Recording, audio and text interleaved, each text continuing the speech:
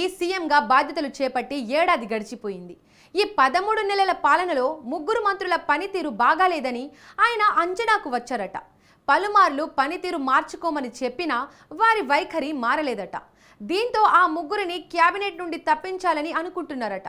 ఇంతకు రేవంత్ ఎవరిని క్యాబినెట్ నుండి తొలగించబోతున్నారు? ఇందుకు గల కారణాలేంటి?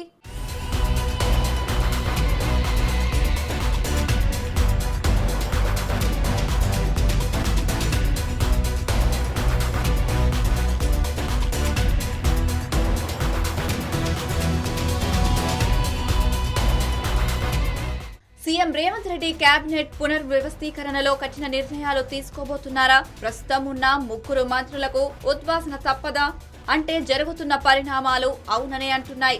కాంగ్రెస్ ప్రభుత్వం అధికారంలోకి వచ్చి ఏడాది గడిచిపోయింది. సీఎం రేవంత్ రెడ్డి పాలన పట్ల అప్పుడు ప్రజల్లో ఒక నిర్ణయానికి కూడా వచ్చేశారు. అయితే ఈ ఏడాది కాలంలో రేవంత్ రెడ్డి ప్రభుత్వం పైన పలు వివాదాలు, విమర్శలు వచ్చాయి.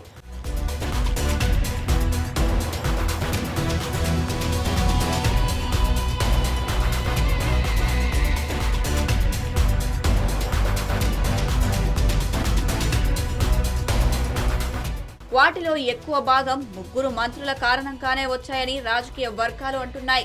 మొదటి నుంచి ఆ ముగ్గురి పనితీరు వల్ల ప్రభుత్వానికి చెడ్డ పేరు వస్తుందన్నట్లు సీఎం రేవంత్ రెడ్డి ఆగ్రహంతో ఉన్నారట. కొందరు మంత్రులు అనవసరమైన విషయాల్లో జోక్యం చేసుకుంటూ వివాదాలకు కారణమవుతున్నారని రేవంత్ భావిస్తున్నారట. అందుకే ఈసారి కేబినెట్ విస్తరణలో ఆ ముగ్గురు మంత్రులకు ఉద్వాసన పలికి కొత్త వారికి చోటు కల్పించాలని నిర్ణయం తీసుకున్నట్లు ప్రచారం జరుగుతుంది.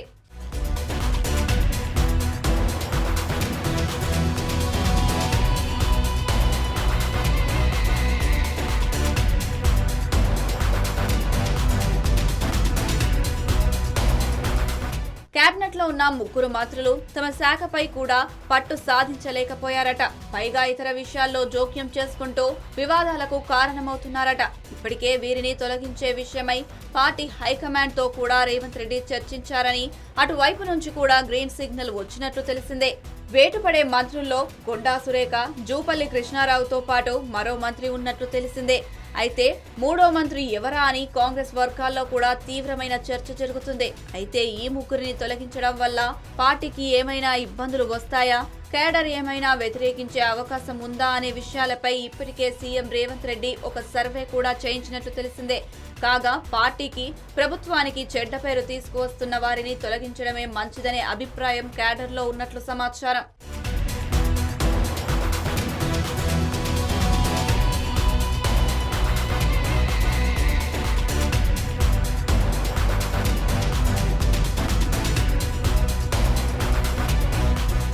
కాంగ్రెస్ ప్రభుత్వంలో అత్యంత వివాదాస్పదమైన మంత్రిగా కొండా సురేఖ ముద్రపడ్డారు. మొదటి నుంచి ఆమె వ్యవహార శైలి కాస్త దురుసుగానే ఉండేది. అయితే ఇటీవల ఆమె చేస్తున్న విమర్శలు బూమరాంగ్ అవుతున్నాయి. ప్రతిపక్ష పార్టీ నాయకులు కేటీఆర్ ను విమర్శించే క్రమంలో సినీ నటుడు నాగార్జున కుటుంబంపై చేసిన వ్యాఖ్యలు తీవ్ర దుమారాన్ని రేపాయి. ప్రజల్లో కూడా ఆమె వ్యాఖ్యల పట్ల ఆగ్రహం వ్యక్తమవుతుంది.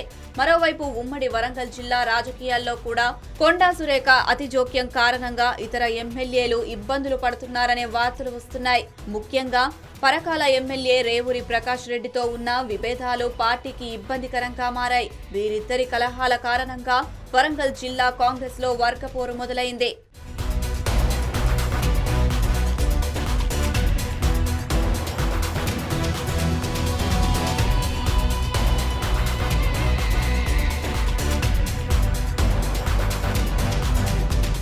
ఒక ఫ్లెక్సీ ఏర్పాటు విషయంలో కొండా సురేఖ, రేవూరి ప్రకాష్ రెడ్డి వర్గీయుల మధ్య జరిగిన వివాదం ఏకంగా పోలీస్ స్టేషన్ కు చేరింది. మంత్రి హోదాలో సర్ది చెప్పాల్సిన కొండా సురేఖ ఏకంగా స్టేషన్ లోనే పంచాయతీ పెట్టారు. ఇది రాష్ట్ర వ్యాప్తంగా సంచలనం సృష్టించింది. మరోవైపు ఆమె ఇన్ఛార్జ్ మంత్రిగా ఉన్న మెదక్ జిల్లాలో కూడా తరచుగా విభేదాలు చెలరేగుతున్నాయి. పైగా లోక్సభ ఎన్నికల్లో పార్టీ అభ్యర్థి గెలుపునకు సురేఖ పెద్దగా కృషి చేయలేదనే ఆరోపణలు వచ్చాయి. ఈ విషయాన్ని గమనించిన సీఎం రేవంత్ రెడ్డి ఆమెను పక్కన పెట్టాలని డిసైడ్ అయ్యారట. వాస్తవానికి సమంత విషయంలో వ్యాఖ్యలు చేసిన సమయంలోనే ఆమెను తప్పిస్తారనే ప్రచారం జరిగింది. కానీ అప్పటికి వివాదం సద్దుమణగడంతో ఎలాంటి చర్యలు తీసుకోలేదట. కానీ ఈసారి మాత్రం ఆమెకు ఉద్వాసన తప్పదనే చర్చ జరుగుతుంది.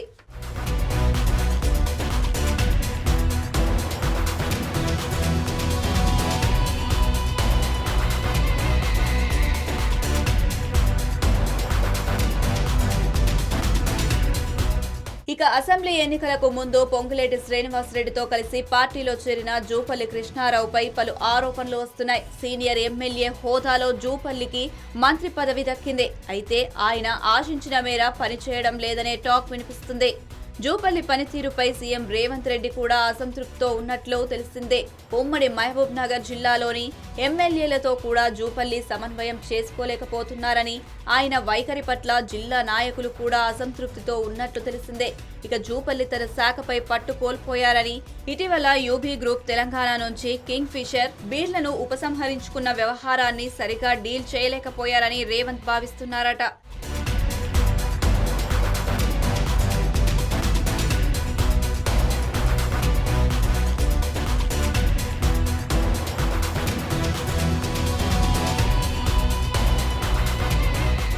ఉమ్మడి మహబూబ్ నగర్ జిల్లా నుంచి మక్తల్ ఎమ్మెల్యే వాకాటి శ్రీహరి ఎప్పటినుంచో మంత్రి పదవిపై ఆశలు పెట్టుకున్నారు.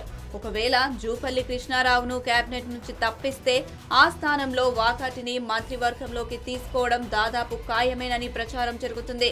మరి రేవంత్ రెడ్డి మంత్రివర్గ విస్తరణలో ఎవరిని ఉంచుతారు, ఎవరికి చోటు కల్పిస్తారనే విషయాలు తెలియాలంటే కొన్నాళ్లు ఆగాల్సిందే.